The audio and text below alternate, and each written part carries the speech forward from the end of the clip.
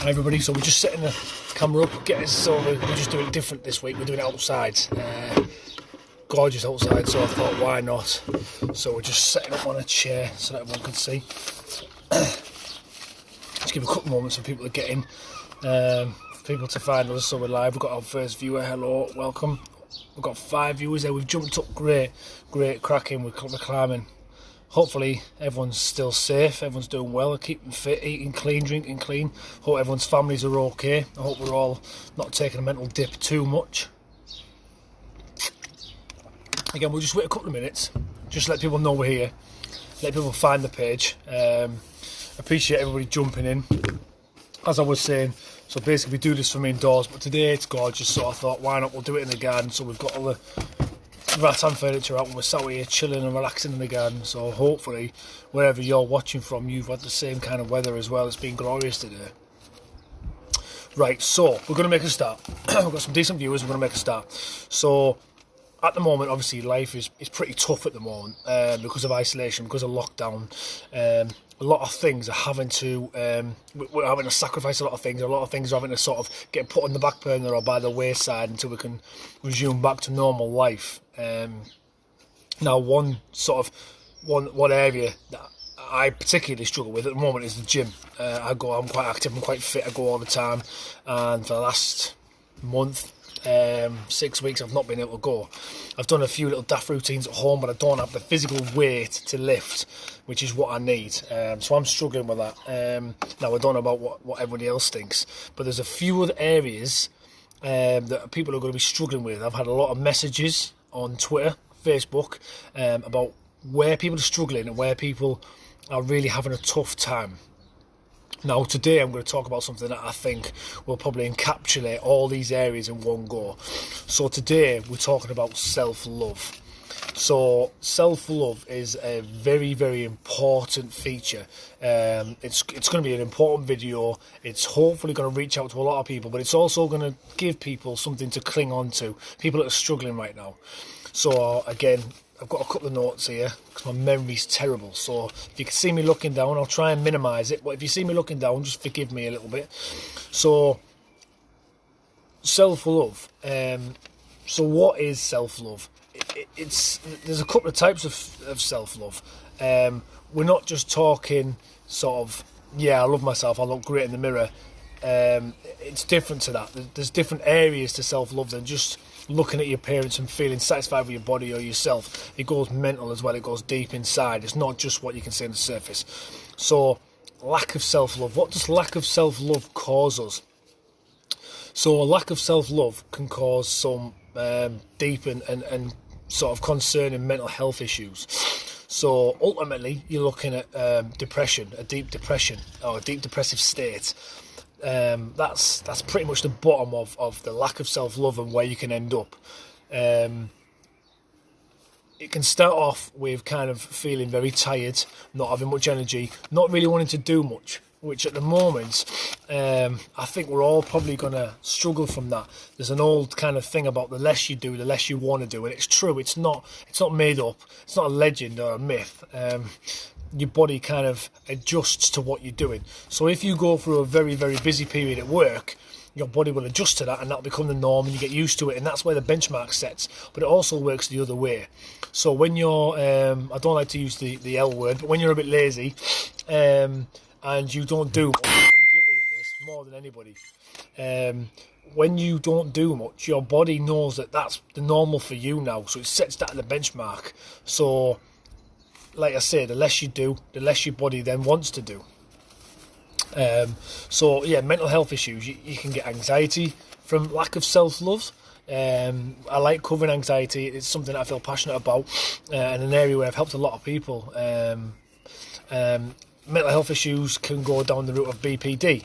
You can end up having, I said, depression. There's all sorts of things, even on a very mild basis where you just feel withdrawn and you just don't want to see people. Now at the moment that's kind of, if you were feeling that way now, you wouldn't notice anyway because you're isolated, so it would feel normal now. But when we go back to normality and you feel like you still want to be in lockdown, then there might be something that you can do about that. So what else does lack of self-love cause? A drop in quality of work. if you don't love yourself and if you don't put your all into you and into your work, this will show.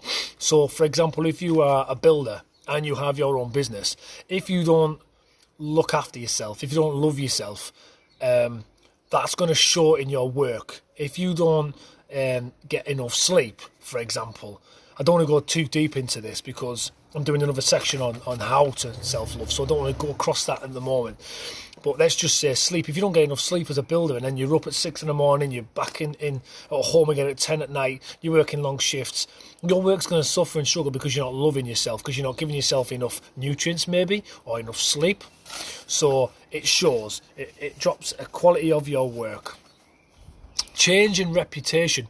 So if, again, you have your own business and you're not loving yourself enough, you're not giving yourself the sort of nourishment that you need, then your work will reflect that and your reputation will drop. You'll get a reputation. If you've got a good reputation now for exactly, if you're a builder, let's just use that as an example. If your building work's good and you're known locally as being a good builder, but then you start to neglect yourself and your work changes, then your reputation will drop. It might take a while to do so, but people start to go, do you know what, he used to be good, but he's fallen off a little bit at the moment.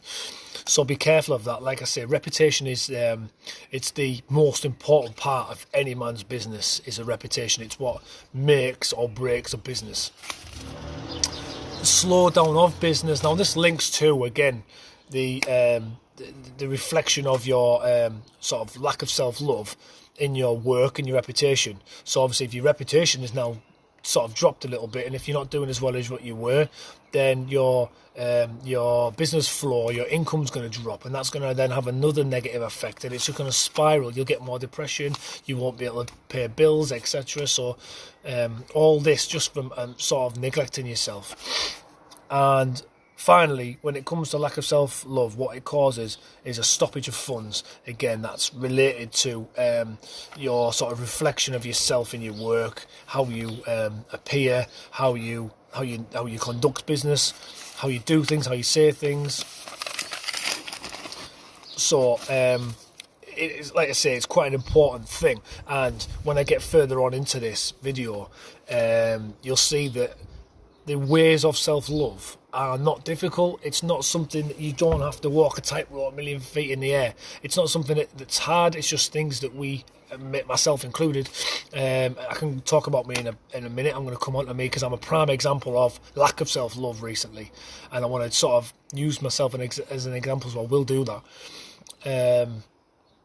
It's important and it's easy to do. It's when you know how, or when you don't know how, things seem difficult. You know, I'm saying self-love to people and love yourself, and people think, well, how do I love myself? What do I need to do? Well, we'll definitely go into that, because that's really, I think it's going to help a lot of people with isolation, and I think it'll help a lot of people once we get out of isolation and lockdown. So what does self-love provide? So it provides us with self-discipline. Changing things is pretty hard. Any change that you're committed to make is going to require a certain amount of effort. Now, any big change is never an easy task. It's never something easy to do. So you may have to make sacrifices to make big changes. You may have to really be tough on yourself. You might have to do some things that you don't really want to do. Now, that's self-discipline. Now, if you've never had much self-discipline and you can't say no to yourself, and you always give in, you always do what your mind tells you to do, and if you want to do something different, you cave into the pressure of your brain, that's a lack of self-discipline.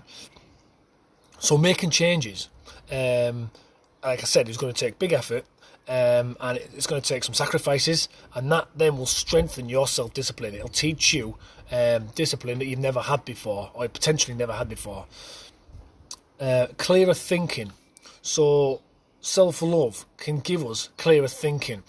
If we just kind of step back from life, sometimes life can feel like it's going a million miles an hour and it's too fast. And I often kind of visualize, when life's going too fast, I visualize life being on a kind of table in front of me, and I can see it and it's going really, really fast, and I'm thinking, wow, I've got no control over this at the moment. Slow it down. Now, if you slow your life down, And this is completely down to you, whether and how you do this. This is completely up to you. Whether you slow life down and take a step back, you can see the bigger picture, you can think clearer, and you can see much more. It's all about slowing things down to your pace and not letting things run away with you. So self-love provides progression, so progress. Now, if you are a person that kind of just gets swept along like the tumbleweed, if you just get thrown along by life, you're not in control, and it's not up to you whether you progress or whether you do well. You've kind of left it up to fate and up to chance a little bit. Now, if you get your control back, it's up to you, and you can choose to progress. You can choose the effort that you kind of put into things. So progression's huge. Nobody does anything, no one achieves anything without progression. And in order to do progression, or in order to progress, there's certain things you need to do, and self-love is a huge part of that. So it allows us to adapt or create a plan. So again, if life's moving too fast and you're not in control, you need to slow things down so that you can see, right, okay, I did this recently. I said, right, okay, stop. Life has got out of control for me. I'm not in control and I don't like it. Now I stepped back, I slowed things down, I stopped everything, and I thought, right, okay, this is where I am. This is where I want to be. Now, how do I do the bit in the middle? How do I get from A to B? How do I bridge that gap?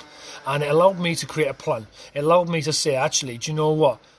I'm completely disregarding myself here. I'm not showing myself any love. My work ethic is shoddy. My this is wrong, that's wrong, this, that and the other. And I managed to pick out the parts that I was not pleased with and that weren't working for me. So it allows you to adapt. It allows you to adapt from where you are now. You need to adapt to make some changes, and then boom, you get to your goal. But you will never get from here to here without some changes in the middle. So it provides us with a sense of relief. Now, if you're like me, when you get stressed, you get pains in the side of you, just next to where your temples. That's pretty much where your stress goes through your head. It's like the amygdala that's at the back, but it's kind of at the front, and it's where your stress pulses. It's where you feel, it's right across your eyes, and it's where you feel stress. Now, if you're like me, when you get stressed, you hold it in your neck, your shoulders, your back, and you get massive knots. And it actually feels like you do have a toddler standing on your shoulders 24/7. You can actually feel the weight when you're stressed. You can feel like someone's pushing down on your shoulders. That's how I feel, and I hope people can relate to that, so that they know what I mean. And it might trigger a thought in somebody's head there. Somebody might go, do you know what? This guy gets it. This is exactly how I feel, but I can't explain it. It's an awful feeling. It feels like you're constantly being stood on and under pressure. So when you show yourself some self-love, that weight can be lifted. Now, you often hear the expression, well, that's a weight lifted, or I've got so much on my shoulders right now. But it's not just a saying. Like I said, it's a physical thing. You physically feel it. And when you show yourself some self-love, and you look after yourself and you give yourself what you need, the stress can diminish either very quickly or very slowly. Now, for me, it happens in stages. When I'm stressed and I take time out, the stress releases very, very slowly. It's not a quick process. But you do start to feel like you're hunched down because of the stress. And then when there's no stress, you can feel yourself. Your posture changes. You feel lighter in the shoulders. You can stand up more, and you feel so much better. It's like a sense of relief. It's one of the greatest feelings ever. Now, in order for me to get rid of my tension, I need to go once a month to a masseuse and get a full neck and back and shoulder massage and really get those knots out. And after that, it feels amazing. It feels like one of the most, I can't even explain it. It's one of the most amazing feelings ever to have all your knots out and all your creases done, and it feels beautiful. If you've never tried a massage, do it. It's one of the best things ever. So what else does self-love allow us to do? What else does it provide us to? It provides us with opportunities to focus or refocus. So again, if life goes too fast, we can often lose focus. We can start out on a journey, and we can start out going, right, okay, this is where I am. This is what I want to be. It's a 5-year plan. And somewhere along those 5 years, we can completely lose focus of where we started, what the plan is, and where we want to be. And that's not a bad thing. That's not somebody's fault. It's just the fact that we can get distracted and we can be stressed. We can lose our way. We can lose focus. So by taking time out, showing ourselves some self-love, it allows us to refocus. What else does it do? It motivates us. So when you start to do something that feels good, for example, if you go to the gym and you kind of do it more and more and more, it feels good. And what happens when something feels good? You want to do more of it. It motivates you to want to do that again.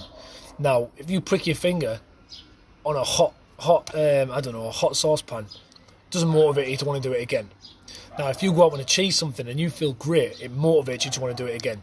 So if you show yourself some self-love and you put all these other things into play, self-discipline, clearer thinking, progression, adaptation, a sense of relief, if you put all that into play, you'll get motivated to want to feel the good feelings that that's going to give you, and you'll want to do more and more and more, and then self-love will become a habit. Now, I hate the saying, perfect. I hate that saying, because there's no such thing as perfect.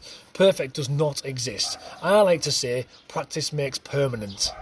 Because you practice, and it becomes a habit. Hi, Donny. Thanks for joining us, mate.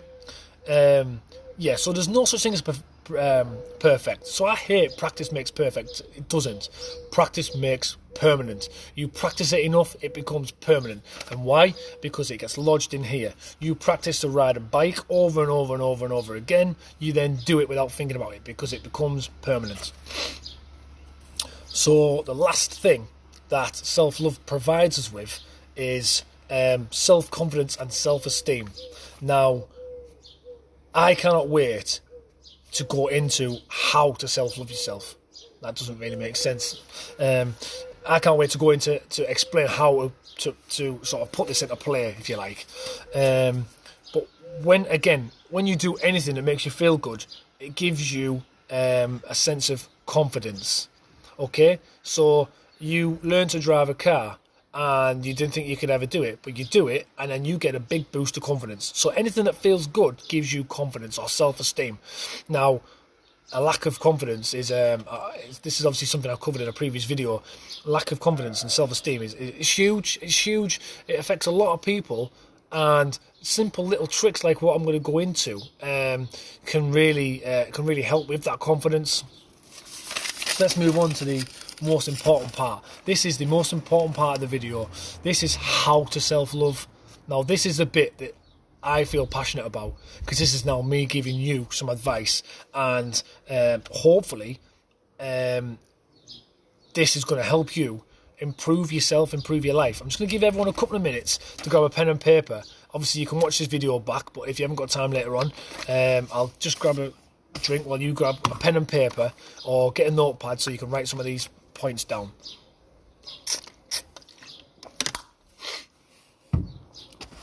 Okay, so here we go. I feel passionate about reading this little tiny list out to you. This little tiny list is going to make you feel great. Not just today. It might not happen tomorrow. It might not happen just all next week. It might take a year or a couple of years. But practice makes permanent. So you practice things on this list and that's it. Make it habit. Make it stick. So, how do we self-love? There's loads of different ways on how we self-love. Physically, we can self-love ourselves physically. Now, before you let your minds run away, that can sound quite dark. We're not talking about anything like that. We're talking about gym, diet and appearance. So, how can you self-love? You can go to the gym, get yourself a personal trainer. Personally, I go to one gym, but there are other gyms out there. There's other gyms in this local area. There's great personal trainers in our area. I know quite a few of them. There's an abundance of personal trainers and gyms in this area. We're really lucky. There's a lot of it. And there's also some great places to walk. We've got the beach. We've got all the woods. We've got the hills. We've got a lot of places we can go. I know if you go in Gisborne Woods, I've been up there with the kids. They've actually got a track which is made for, I guess, kind of teens and adults. Now, it goes off track a little bit, but there's about 10 different pieces of equipment that you can use in a big loop, in a big trail, that will help you get fit and improve your sort of toning up and your muscle build. Really good. It's free. So all you do is pay for parking at Gisborne Woods, and there you go, you've got a free gym basically. Take advantage of these little things for people who can't afford to go to the gym. Or there's other ways you can do things at home. I won't go into it, but obviously I won't go too deep into it. You've got your push-ups, your sit-ups, you've got your planks. I can advise on all that. So if anyone wants any advice on that, let me know. But going to the gym, going to the gym is a huge thing. But please be safe and do it correctly. Do your homework. If you're not sure, ask personal trainers. Don't cause yourself any damage. But by going to the gym, doing it properly, sticking to a proper plan in the gym, and allowing yourself enough rest between sessions is a great way to show yourself some self-love. Now, what about diet? Diet is huge. Diet and personal training come hand in hand, obviously. The gym and diet. Diet is 70%. The gym is the small part, but the big part is diet and eating. So it's about what you eat. Now, we all like a beer or a couple of beers, maybe 5, 6, maybe 10 on a Friday or Saturday night. That's fine. I'm not saying stop drinking at all. I like a drink. I drink on a weekend, but only a weekend. We all like a takeaway every now and then. That's absolutely fine. I mean, I only have 2 a month or so, but we all like a takeaway every now and then. But it's about eating at the right times as well as kind of what you're eating. It's eating at the right times. Don't eat 5 minutes before you go to bed. That is no good for you. It's no good for your sleep pattern, and it's no good for your body. You want to eat an hour before you go to bed at the latest point. You need to have breakfast in the morning. People say, do you know what, I don't have time before work, or I'm talking to you, Mr. Donny J. Douglas. I know how busy you are, and I've seen you in your van dead early in the morning, and I hope you self-love, mate, and I hope you give yourself breakfast and a cup of tea before you go out. You have a very physically demanding job, and you need to refuel that body. So have breakfast. It starts your metabolism, and it gets you ready for the day. It makes you feel great when you've had a good bit of breakfast and a nice cup of tea. It helps you wake up, and it's your first important meal of the day. Dinner.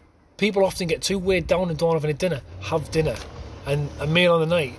Don't get to the point where you think, oh, it's too late now, I'll have a round of toast. Have yourself a plan and make a really nice, well-structured meal. Make it healthy. If you need to eat snacks during the day, eat healthy snacks.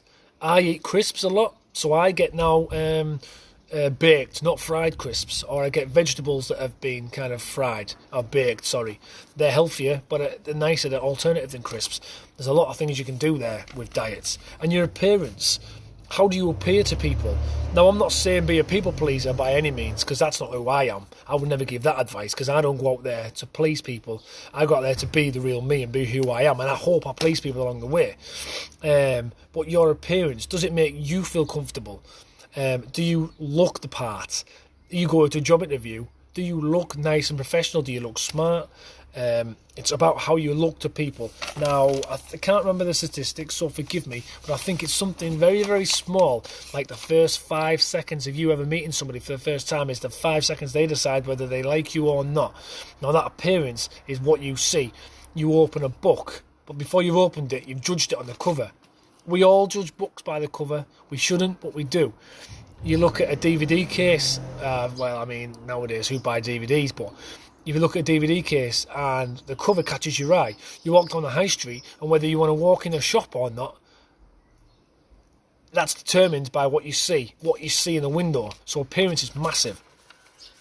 How to self-love mentally. So this is a big one. This is obviously about mental health. So this is a huge thing. This is what I feel passionate about and what I help a lot of people with. So stress reduction. I'm not going to go into too deep. I will go into them, but not too deep. Into ways of achieving these. But these are very big. These are big topics. And I'll be happy to help anybody who reaches out to me. So mentally, we're looking at stress reduction. How can you reduce your stress? Do you have something? Do you have a job that stresses you out? Do you have a car that's breaking and it's not reliable? Does that stress you out? Or do you have a dog or kids? I mean, kids stress us all out. My kids have been stressing me out like mad during this lockdown. And I'm sure hundreds of people watching this, I say hundreds, hopefully hundreds of people watching this. I guess you can all relate if you've got kids. So stress reduction, what can you do to relieve your stress? Personally, I like to take a boiling hot bath with candles and bubbles. Don't judge, everybody, don't judge. I like to have candles, a book, a nice glass of wine or a beer, And that's how I relieve my stress. The kids are in bed, I've got the lights out, I'm just chilling out in the bath. That for me feels amazing. There might be other ways you can reduce your stress. I also go to the gym and I punch the hell out of a punch bag for an hour. I reduce stress that way. I love doing that. Maybe you go for a run. Maybe you do something a bit calmer. You do some, I don't know, knitting, or you do whatever it is that you do, some painting or some artwork. It's not, reducing stress doesn't have to be physically challenging or aggressive. We can just, all it's about is just diverting our attention from what makes us stressed to something that doesn't. So meditation, this is a great way. Now, I don't believe that you need to sit on the floor, you need to cross your eyes, you need to do your hands, and you need to hum. There's many ways of meditating, and I respect everybody who does it their own way. For me personally, I just kind of sit. For example, now the sun's out. The sun's been out all this week. It's been great. The other night I put the kids to the bed and I just sat on the sofa with a couple of beers for an hour and a half. And I sat quiet and I was by myself, no talking, no chit chat, just some nice beers. And for me, that was meditation. I just kind of got lost inside my own head, and that's what meditation's about. It's about getting lost in your head and finding the things that make you feel good. Now, I have a technique that I use for when the kids are driving me up the walls, the wife's doing this in my ear, and I've got noise and everything everywhere and I'm stressed. What I do is I close my eyes and imagine the one time in my life where I felt the best. Now, the best version of me was when my honeymoon, when I was in Mexico, in Cancun. It was 50 degrees, I was next to the pool, I had no kids to have to watch all day long. I just drank all day, I read books, I did whatever I liked, and for me personally, that's when I felt the most relaxed and enjoyed life the most. So in my head, when I get stressed now, I close my eyes and imagine myself laying on that stretcher next to in the sun, next to the bar and the pool, drinking a couple of beers. And it goes further than that. I don't just imagine it, I think about what I can smell. Can I smell people's sun cream? Can I smell the water in the swimming pool? Can I smell the beer? What can I smell? What can I hear? What can I hear? What can I taste? What can I see? Go through all your senses and build this up in your head. So when you close your eyes, you go to that place and really engage in that place. Now, for me, that's a form of meditation. That's how I do it. Keep motivated.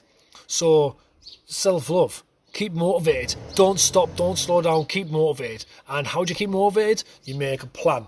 I love making plans and I love making lists. That's how you get things done. That's how you can check your progress. That's how you stay self-motivated.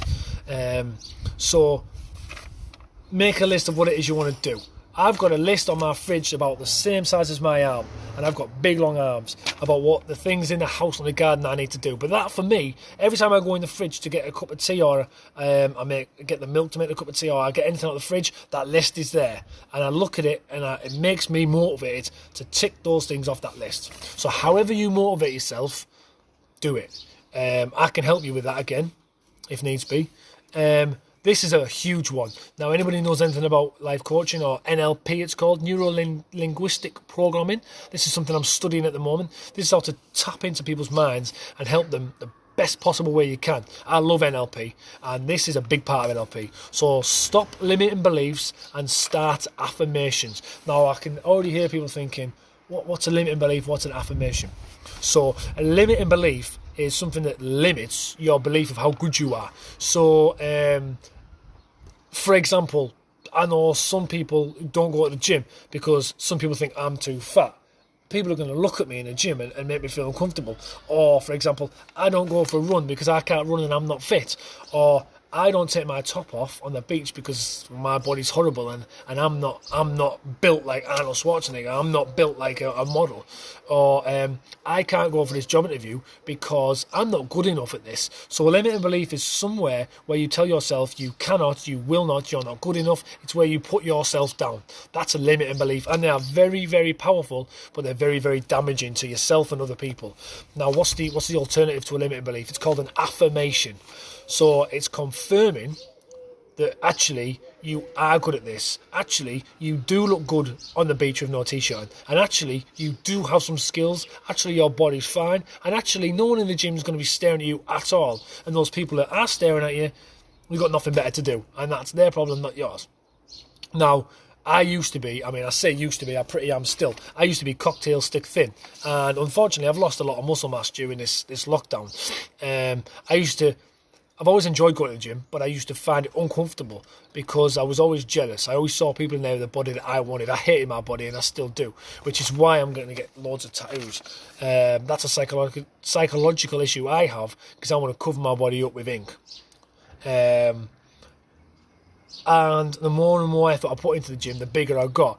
And do you know what? The bigger I got, people started coming up to me in the gym and asking me, people have been in gyms all their life. People twice my age, people my dad's and granddad's age, saying, listen, mate, can I ask you how to lift this properly? Can I ask you how to do that properly? Can you just come and have a look, see I'm doing this right?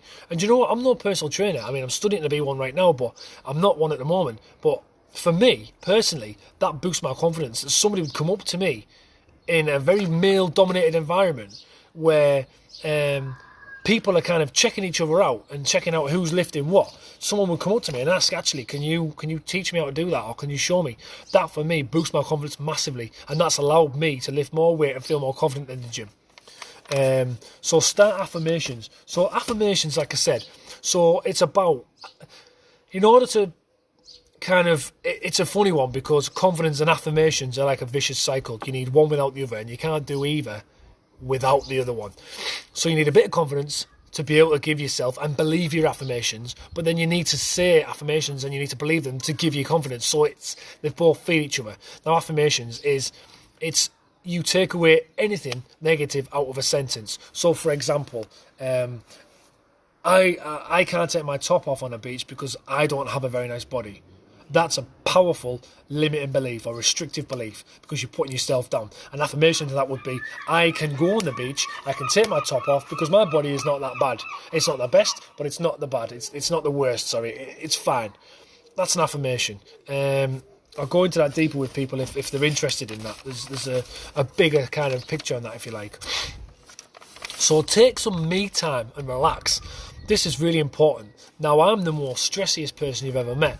I stress constantly all the time, and I constantly give myself headaches, and I probably need to take some of my own advice. I have a very busy schedule. I work, I get up at 5, 6 a.m. with the kids. Normally outside of lockdown, I go to the gym. I take the kids to school, I go to the gym, I come home, I deal with the kids. I might go to the gym in the night or the morning. And then I try and get my Recreate business up off the ground. I'm doing studying for work. I'm doing studying for Recreate. I'm working on promotional stuff. I'm really busy. I never take time for me. And that generates a lot of stress and a lot of pressure. And occasionally, you do go mad. You do go nuts. So you need to take some time out for you. You need to relax. Now, I relax when there's no one else around. I get a book. I get a nice cold drink and I sit and I read, or I play games on my phone. That's how I relax. Or I kind of just do nothing and I lie still. I lie on the sofa and I just chill, listen to some music. You might relax in a completely different way. Me relaxing consists of really loud rap music. Very loud. But that's how I relax. That's how I get chilled. I relax by going out on the motorbike. And then I go on my motorbike and I belt round... at speed limits, by the way. I keep within the speed limits and keep restrictions, but I go around for some fresh air, open the visor and relax. Be careful though, because a bee at 40 mile an hour in the eye hurts. But I relax doing that. So hobbies and interests, if you don't have any hobbies and interests, create some. I'm at the moment teaching myself to speak Spanish. It's tough. I'm using Duolingo and it's tough to put that into my daily routine because I'm so busy anyway. But I do 10 minutes in the morning and 10 minutes before I go to bed. Now, the best time to do any learning is before you go to bed because you dream about what you think about before you go to bed.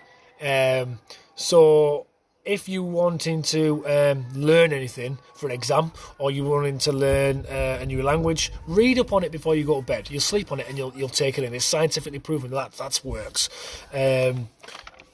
Start a new hobby and interest. Don't take on too much in one go, but start a new hobby, start a new interest. Change things that aren't right. So to self-love or to start to love yourself, you know when things aren't right inside your body, or you know when you don't feel right. You know when something in your day doesn't feel right, or it goes against your beliefs, or your kind of abilities. You know when something doesn't feel right. You feel it in your gut. It's not an old saying that you feel it in your gut. It's true. It's actually sort of scientific. I don't know much about it, but when you feel uncomfortable and you feel anxiety, that's your gut telling you something's not right. So there's only two actions from something not being right. You leave it as it is, or you change it. Now, sometimes changing things takes a few steps and can't be done overnight. That's fine. Put a plan in place. Make a list, put a plan in place. But if you feel like something's not right, don't go with it and don't leave it. It'll only get things worse. It'll only make things worse and put you under more pressure. If it's not feeling right, change it. Go out your way and make a plan and change it. Make a list of desired changes. So you might sit there and go, well, actually, do you know what? After watching Dan speak about this video, yeah, I'm right. These 8 things in my day don't feel right. I want to change them all. Make a list and tick one off one by one. And when we create lists, it's powerful to see the list because we carry a lot of things in our head, and often we can perceive our lists to be bigger than what they are, or more of a struggle than what they potentially are. So make a list. Get it all, I call it brain farting. Get it down on a piece of paper so you can see exactly what it is you want to change. Then make a plan of, okay, I want to change that. How exactly am I going to change that? And what else is it going to affect? What else do I need to do to make that change? And do that for every single one on the list. You can scribble it out, you can highlight it, you can tick it or cross it, whatever you want to do. A physical representation of you successfully completing something on your list and then crossing it shows your brain that you are eating through your changes. You are making progress. Now, when your brain, a bit of neuroscience for you here, when your brain sees physical representation of progress or sees that you are making progress, then it motivates you to want to do more because it feels good. It feels good to hit those targets and cross them off your list so your list gets smaller. That feels good. So it makes you want to do more. Now, I wanted to use me as a bit of an example for all this that I've talked about, because just recently I have not shown myself any self-love whatsoever.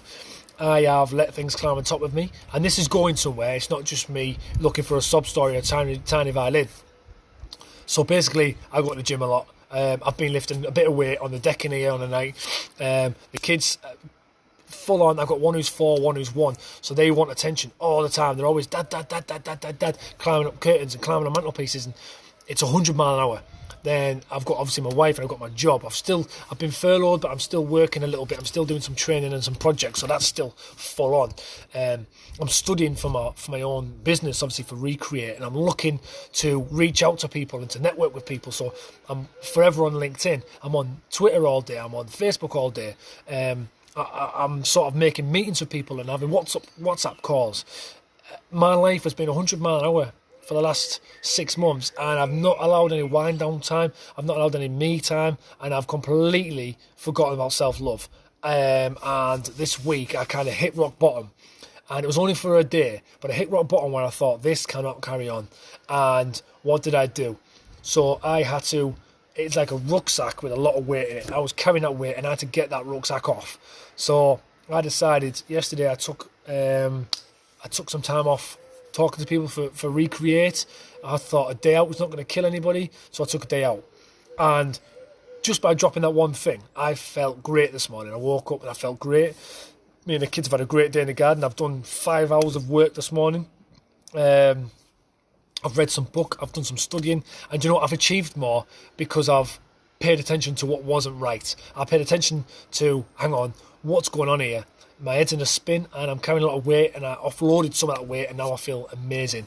So what is the message here? The message is basically that there is nothing in the world more important than self-love or your own kind of mental health. Nothing in the world. Money doesn't matter. It buys things, it pays our bills. But at the end of the day, you can do a lot of things without money, and mental health completely takes over money. Seeing your friends, if that stresses you out, you've got to think of yourself sometimes. You've got to be selfish. Look after number one. Anything that doesn't feel right, change it. So thank you everybody for signing in today. I'm quite impressed with the numbers there. I've seen how many people watching. I've seen thumbs coming up. So I've enjoyed giving this talk, and I hope you've took something away from it. Thank you, Steve Green, for letting me speak again on the group. Thanks for Pip for reaching out and giving me this other fantastic opportunity. Hopefully I look forward to speaking to you all soon. Let me know how you thought this went. Give me some feedback as to what you would probably like me to do a speech on next time, or what something it is that you would like me to talk about or help you with. I can keep you anonymous, but I'll make a video on it for the Mighty Red Car. And let me know what you took away from it. Let me know how you found it. Have a great evening, everybody, and remember to give yourself plenty of self-love. Watch it back, make some notes, and start today. Don't wait till tomorrow. Start today. Thanks, everybody.